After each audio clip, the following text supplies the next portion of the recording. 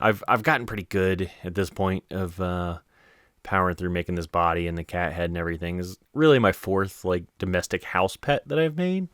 And I feel like I've got this down to a science. That being said, I did try to work really fast on this one. I had some water damage on the slide of my camper, and I had to replace that this weekend. So it was a bit of a mess, and I didn't have a ton of time to whittle this weekend. So this is kind of how it came out, and I'm pretty happy with it. I went a little different route with the coping saw to make the tail on this one. It was very shaky, but yeah, for the most part, just cut that out of a single block of wood, and it worked out really well.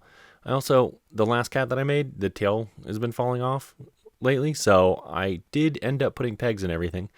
Now that it's all glued together, it is time to paint it. Get a nice little base coat on there.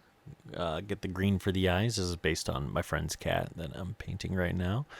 Go in, put some of the yellow highlights, get some more yellow on there. It's get a little pink nose, a little cat, some of the stripes and whatnot. Get those in there. Really just working on adding some highlights and things. And there's the cat.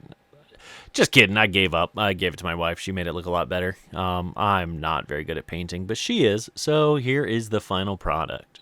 Let me know if you want me to carve anything else.